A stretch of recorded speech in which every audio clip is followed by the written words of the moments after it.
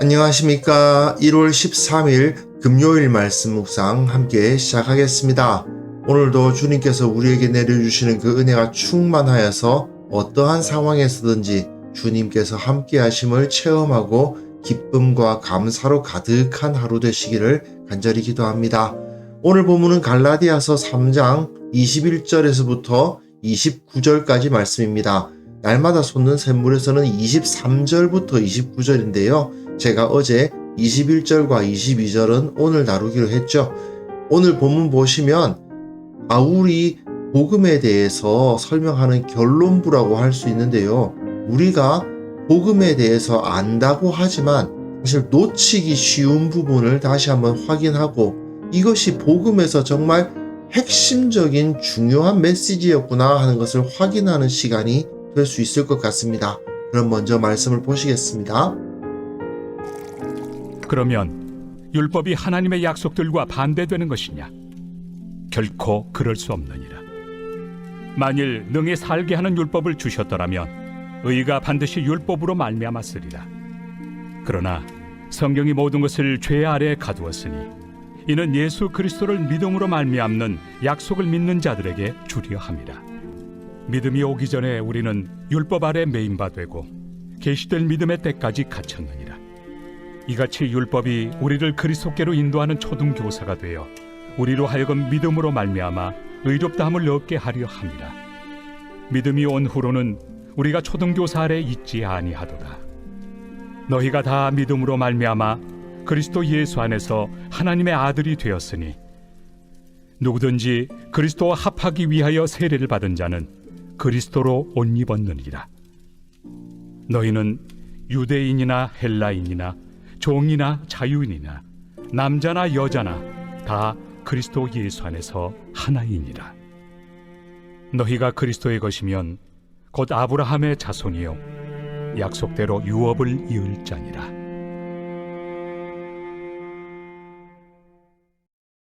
네, 지금 바울이 논리적으로 이방인들이 할례를 받고 율법을 지켜야 할 필요가 없는 이유가 무엇인지를 설명하고 있는 부분을 읽어가고 있는데요.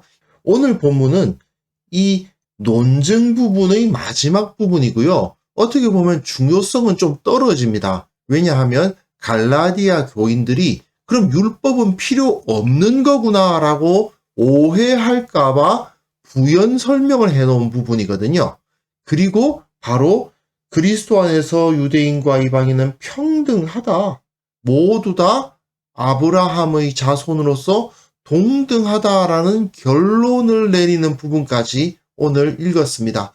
그러니까 논증부의 마지막 부분과 결론과 선포 부분의 첫 번째 결론을 읽으셨다고 생각하시면 되겠습니다. 바울은 앞에서 그리스도인들은 율법 아래에 있지 않다라고 가르쳤거든요. 그런데 이렇게 가르치다 보면 우리가 유다서 묵상했을 때 만나게 되는 이단, 그러니까 율법 폐기론자들의 극단으로 빠질 수도 있다라는 걱정이 들 수도 있죠. 즉 율법의 가르침 자체를 완전히 부인하고 방종한 삶을 살아도 된다. 이방인으로서 살아가던 과거의 삶을 그대로 답습해도 된다. 이렇게 잘못 생각할 수도 있잖아요. 그러다 보니까 바울은 율법이 나쁜 건 아니다. 율법도 나름대로의 가치를 가지고 있다라고 말한 이 제한적 기능에 대해서 오늘 본문에서 먼저 말을 해줘요. 그리고 율법이 이런 의의를 가지고 있기 때문에 사실 율법을 알고 있는 유대인들은 꽤 좋은 환경에서 나름대로의 기득권을 누려왔던 것도 사실이다. 그러나 유대인이 하나님을 먼저 알았고 율법을 통해서 하나님을 더욱더 긴밀하게 나은 환경에서 섬길 수 있었던 것은 사실이지만 그렇다고 해서 유대인과 이방인이 동등하지 않은 것은 아니다. 유대인과 이방인은 온전히 그리스도 안에서 하나다. 이런 결론을 내리고 있는 거죠. 어제 제가 자동차로 비유를 드렸지 않습니까? 약속이라는 것은 자동차의 본체, 엔진과 바퀴와 휠과 정말 중요한 부분을 의미하는 거고, 율법은 마치 블랙박스나 후방 카메라 이런 것과 비슷하다, 이렇게 설명을 드린 적이 있습니다. 그런데 사실 따지고 보면 블랙박스 붙어 있고 후방 카메라 붙어 있는 게 좋긴 하죠. 하지만 그렇다고 해서 하나님의 백성됨이 달라지느냐? 그건 아니잖아요. 바로 바울은 그 이야기를 하고 있는 겁니다. 율법이 하나님의 약속들과 반대되는 것이냐? 결코 그럴 수 없느니라. 약속이 있고 그 안에 율법이 존재한다고 말씀을 드렸었는데, 어제 본문에서 하나님의 약속과 반대된다고 착각하지 마라 하고 부연 설명을 하는 겁니다. 만일 능히 살게 하는 율법을 주셨더라면 의가 반드시 율법으로 말미암았으리라. 그러나 그건 아니다. 블랙박스가 자동차를 움직이게 하지는 못하듯이 율법은 무엇이 죄인가를 알려주는 것이지 율법으로 구원을 받을 수 있는 것은 아니다. 그러나 성경이 모든 것을 죄 아래에 가두었으니, 가두었다라는 표현을 써요. 예수 그리스도를 믿음으로 말미암는 약속을 믿는 자들에게 주려 함이라. 가두었다라는 표현은 성경에 의해서 죄로 정죄되었다는 거죠. 그러면 성경에 의해서 유대인들이 죄 안에 갇혔다. 성경이란 말은 율법이니까요. 율법에 의해서 유대인들이 죄 아래 갇혔다라는 이야기인데, 이게 어떤 의미를 가지고 있느냐 하면요, 자기가 죄인인 줄을 알게 되었다라는 말입니다. 그럼 이방인들은 자기가 죄인인 줄 몰랐냐? 그들의 양심에 의해서 죄인임을 깨닫고 있었겠죠. 하지만 자기가 하나님 앞에서 어떤 죄를 지은 어떤 죄인인가는 잘 몰랐을 것입니다. 유대인은 자기 죄가 무엇인지 정확하게 알고 있는 죄수고, 이방인은 자기 죄가 무엇인지 정확하게 알지 못하는 죄수입니다. 똑같이 죄인이고 죄수인데, 이 사람은 법을 좀 알아가지고 내가 이러이러한 법을 어겼기 때문에 이런 벌을 받고 있어 하고 알고 있는 사람인가 하면, 이쪽은 뭔가 자기가 잘못한 건 알아요. 내가 뭔가 잘못하긴 잘못해서 이렇게 끌려오긴 했는데 정확하게 내가 무슨 법을 어떻게 범한 거지 하는 건 잘 모르는 거예요. 이런 차이가 있을 뿐입니다. 하지만 양쪽 다 죄인이라는 것에는 차이가 없는 거죠. 믿음이 오기 전에, 즉 예수 그리스도로 말미암아 십자가 은혜가 오기 전에 우리는 율법 아래 매인바되고 계시될 믿음의 때까지 갇혔느니라. 여기서 우리가 무엇인지를 정확하게 아셔야 됩니다. 우리는 유대인들을 말하는 거예요. 여기서 우리란 말은. 그러니까 유대인들이 예수님의 십자가가 있기 전에는 율법 아래에 매였다. 아니 그럼 율법이 아주 나쁜 건가? 그런데 그런 의미가 아니고, 율법이 우리를 그리스도께로 인도하는 초등교사가 되어 우리로 하여금 믿음으로 말미암아 의롭다함을 얻게 하려 함이라. 왜 귀족 집안에 보면 그 어린 아이들을 훈육하는 교사가 따로 있습니다. 그래서 그 아이들이 함부로 행동하지 못하도록 굉장히 엄하게 길러요. 그런 모습과 같이 율법이 초등교사, 훈육교사가 되어서 유대인들을 딱 잡아가지고 이거 안 되고 이거 안 되고 너는 이런 거 하면 아주 나쁜 아이야, 이렇게 가르쳐가지고 꼼짝달싹 못하게 만들었다라는 것입니다. 그런데 그게 꼭 나쁜 거냐? 그건 아니잖아요. 그 법도가 자기 몸에 배워가지고 익숙해지고 행동거지가 좀 귀족스러워지고 나름대로 교육받은 티가 나도록 기르는 것이 나쁜 건 아니죠. 그러니까 유대인들은 어려서부터 율법을 알다 보니까 아무래도 하나님의 뜻이 어떤 것인지도 좀 더 잘 알고, 하나님께서 뭘 기뻐하시는지도 좀 더 잘 알고, 그리고 하나님과 좀 더 가까운 느낌도 갖고 있는 것도 사실이죠. 게다가 이제 믿음이 왔으니, 예수 그리스도를 믿는 믿음을 갖게 되었으니 초등교사 아래 있지 아니하도다. 성장을 해서 이제는 그 선생님이 나를 다스리지 못하게 되는 거죠. 유대인들은 그러니까 어려서부터 말씀으로 훈련을 받다 보니까 그것이 아주 익숙합니다.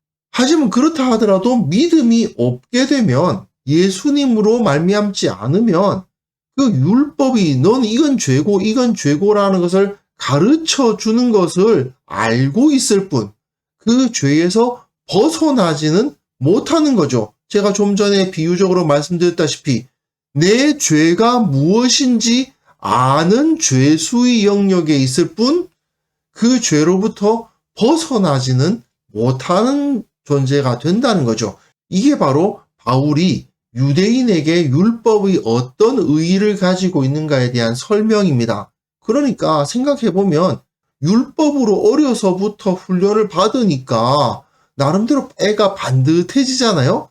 그건 나쁜 건 아닌 거죠. 그러나 그렇다고 하더라도 그런 교육을 못 받아서 좀 익숙하지 못하고 하나님께서 뭘 사랑하시고 뭘 기뻐하시는지 잘 몰라서 좀 천방지축이 된다 하더라도 이방인들은 그 교육을 다 받아야만 하나님의 백성이 되는 건 아니라는 얘기입니다. 그 교육 못 받았어도, 행동거지가 좀 반듯하지 않았어도 이들은 예수 그리스도를 믿는 믿음으로 말미암아 하나님의 백성이 된 거예요. 그 결론을 이 26절에서부터 29절에서 선포해요. 너희가 다 믿음으로 말미암아 그리스도 예수 안에서 하나님의 아들이 되었다. 누구든지 어려서부터 그 귀족 교육 못 받았어도 율법으로 익숙해져 있지 않는다 하더라도 그리스도와 합하기 위하여 세례를 받은 자는 그리스도로 옷 입었느니라. 율법이 익숙하지 않다고 해서 하나님의 백성이 못 되는 것은 아니다라고 이야기하면서 이걸 좀 더 확대하죠. 유대인이나 헬라인이나 종이나 자유인이나 남자나 여자나 다 그리스도 안에서 하나이니라. 어려서부터 율법으로 훈련받은 유대인이나 그렇지 못한 헬라인이나 그리스도 안에 들어가면 다 동등한 존재다. 유대인과 헬라인은 다르죠. 행동 양식도 다르고 좋아하는 것도 다르고 옷 입는 방식도 다르겠지만 그러나 그리스도 안에서 동등하게 하나다. 종과 자유인 다르죠. 남자와 여자 다릅니다. 다르지만 그리스도 예수 안에서 하나가 되는 역사가 복음 안에 일어난다라고 설명을 하고 있습니다. 그래서 너희가 그리스도의 것이면 아브라함의 자손이요. 아브라함의 자손이라는 큰 영향력 안에 들어가고 비록 유대인으로 태어나지 않다 보니까 율법, 즉 모세의 영향력 안에는 들어가지 못했을 수 있지만 역시 이방인들로 여기서 똑같이 아브라함의 백성으로서 구원을 받을 수 있다라고 이야기를 하는 것입니다. 마태복음 20장에 보시면 포도원 일꾼 비유 있잖아요. 말하자면 유대인들은 아침부터 와서 포도원에서 일한 사람들과 같습니다. 이방인들은 거의 일과가 마칠 때쯤 와서 1시간 정도 포도원에서 일한 사람과 같죠. 그런데 마태복음 20장에서 나오는 그 포도원 비유에서 똑같이 한 데나리온씩 받지 않습니까? 마찬가지로 이방인들은 유대인들처럼 율법이라는 초등교사의 훈육을 받지 않았습니다. 그러나 그럼에도 불구하고 믿음으로 하나님의 백성이 된 것입니다. 그 모습을 보고 유대인들은 불평하죠. 아니 쟤들은 나처럼 율법 훈련 열심히 받지도 않고 나처럼 이렇게 행동거지가 반듯하지도 않고 저런 식으로 껄렁껄렁하게 다니는 녀석이 예수님 믿는다고 다 하나님의 백성이 된다는 거냐? 그렇습니다. 그러니까 좀 화가 나니까 유대인들 입장에서는 야 너희들도 우리처럼 행동거지도 좀 반듯하게 하고 말이야. 자동차로 비유하면 블랙박스도 달고 후방 카메라도 있어야지 하나님의 나라로 갈 수 있지. 그거 없이 엔진하고 바퀴만 있으면 하나님 나라 들어갈 수 있을 것 같으냐? 들어갈 수 있죠. 그게 바로 바울의 가르침입니다. 물론 율법을 알고 안에 거하는 것은 좋은 것입니다. 하지만 그게 있어야만 구원을 받는다고 생각해서는 안 됩니다. 특히 바울은 여기서 하나님 안에서 우리가 똑같아져야 한다고 가르치지 않아요. 이방인은 유대인이 어려서부터 경험했던 것을 경험해야만 하나님의 백성이 되는 것이 아닙니다. 오직 믿음으로 하나님의 백성이 됩니다. 유대인과 이방인 서로 다르지만 하나님의 백성이 되고 종과 자유인, 남자, 여자 모두 다 다르지만 동등한 존재가 될 수 있다라고 가르치는 것이죠. 복음이나 구원에 대해서 우리가 이야기할 때 주로 보면 예수천당, 불신지옥 이것만 떠올리시는 분도 계세요. 예수님 믿으면 구원받는다, 천국 간다, 이게 복음이라고만 생각하시는 분들이 계세요. 물론 그것도 복음이 맞습니다. 하지만 복음은 그보다 훨씬 더 넓은 의미의 스펙트럼을 가지고 있습니다. 복음이 가지고 있는 그 풍성한 의미를 모르고 그냥 나 죽어서 천국 간대, 내가 영원한 생명을 누릴 수 있대, 이 정도만 생각해서는 안 된다는 거죠. 갈라디아서에서 바울이 제시하는 복음은 만인 평등입니다. 할례와 율법을 이방인들에게 요구하지 말라고 주장하는 이유가 무엇입니까? 줄 세우지 말라는 거잖아요. 유대인이 높고 이방인이 낮고 이방인들은 얼마나 유대인들과 비슷하냐에 따라서 경건하고 덜 경건하고가 결정되는 그런 식으로 사람들을 줄 세워서는 안 된다는 것입니다. 교회 안에서 높고 낮음이 있을 수 없고 특수함과 평범함이 있을 수 없는 겁니다. 나는 태어난 지 8일 만에 할례를 받았고 바리새인의 신앙훈련을 받았어. 이게 교회 내에서 귀족처럼 여겨져서는 안 된다는 거예요. 그것이 더 거룩한 사람, 더 영적인 사람, 더 높은 사람, 더 하나님으로부터 사랑받는 사람이라는 기준점이 되어서는 안 된다는 것입니다. 그건 그 자체로 반복음적이라는 겁니다. 그런데 현대 교회를 한번 살펴보십시오.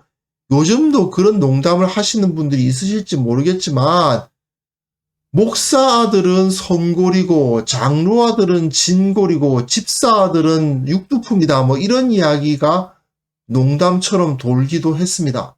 큰 교회 목사 아들이 다시 목사가 되어서 그 아버지가 감당하던 담임 목사의 자리에 앉게 되는 경우가 지금도 일어나고 있습니다. 더 큰 문제는 뭐냐면 목사 아들은 더 거룩하다, 더 크게 쓰임받을 수 있다, 장로 아들은 더 많은 복을 받는다, 이런 식의 생각입니다. 이건 바울이 1장에서 저주를 받을지어다 했던 그것과 똑같은 생각이거든요. 이건 받아들일 수가 없는 겁니다. 물론 목사 집안, 장로 집안에서 태어나가지고 하나님 섬기는 것이 완전히 몸에 있고 정말 반듯하게 신앙인으로서 자라나는 거 좋은 거죠. 복되고 좋은 거 맞습니다. 하지만 그렇다고 해서 다른 사람들도 이렇게 되어야 된다, 이 사람을 모델로 하나 딱 잡아가지고 다 이렇게 돼야 돼 라고 말한다면 그것은 복음적이지 않은 것인 겁니다. 그래서 그렇게 반듯한 사람, 목사 아들, 장로 아들이 교회의 지도자가 되어야 되고 설교자가 되어야 되고 높은 자리에 앉아야 된다는 식으로 가르친다면 그거는 완전히 교회가 기반으로 하고 있는 복음 자체를 대적하는 거예요. 바울의 대적들이 가르치고 있는 바와 똑같은 겁니다. 우리는 정말 바르게 깨어서 우리 교회가 그런 모습으로 흘러가지 않도록 경계해야만 됩니다. 그래서 이 시간 함께 기도하실 때에는요, 복음에 합당한 자로 살아가게 하시고 어리석은 특권의식, 높고 낮고 식의 그 세상적인 가치관, 그런 것이 내 안에 있지 않도록 도와주시고 우리 교회가 온전히 하나가 되되 서로 각자 다른 사람들이 서로를 배려하며 서로를 축복하는 그런 공동체가 되게 하시고 특별히 한국 교회가 복음 안에서 부끄러운 부분들 다 제거할 수 있게 하옵소서. 같이 기도하는 시간을 가졌으면 합니다.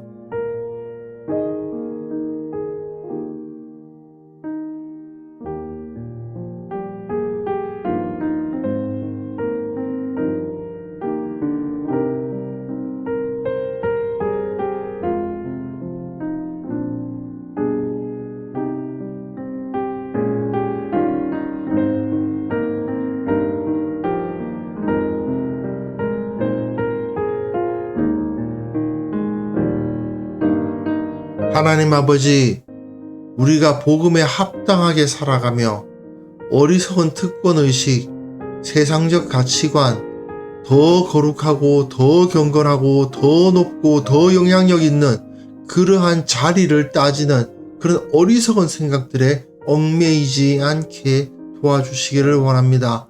교회는 온전히 구원받은 죄인들의 모임이며 모두 다 주님 앞에서 더러운 죄인들일 뿐이고 다만 그 은혜를 받았음으로 인하여서 기뻐하며 감사하는 사람들일 뿐이라는 사실을 철저하게 인식하고 서로 다른 모습들을 인정하고 하나 되고 축복하는 그런 공동체를 이루게 하여 주옵소서. 특별히 원하옵기는 한국 교회를 위해서 기도합니다. 한국 교회가 복음 안에서 바로 서야 되겠습니다. 참으로 부끄러운 부분들을 가지고 있사오니 주께서 치유하여 주옵소서. 이 비복음적인 부분들 다 제거되게 하여 주시고 거룩함을 회복할 수 있도록 도와주시기를 원하옵고 바랍니다. 이 바울의 대적들과 같은 행위가 이 한국 교회에서 일어나고 있음을 보게 됩니다. 주여 불쌍히 여겨주시고 온전히 치유하여 주시고 회개하게 하여 주시고 바로 세워 주옵소서. 아버지, 오늘 하루 주님께서 우리와 함께 하시고 감사의 기도 제목이 충만케 해주시기를 원합니다. 주님께서 실로 살아계셔서 나를 이끌고 계신다는 사실을 온전히 깨닫는, 정말 느낄 수밖에 없는 그런 하루를 살아갈 수 있도록 주께서 은혜 베풀어 주시기를 간절히 원하옵고 예수님의 이름으로 기도합니다. 아멘.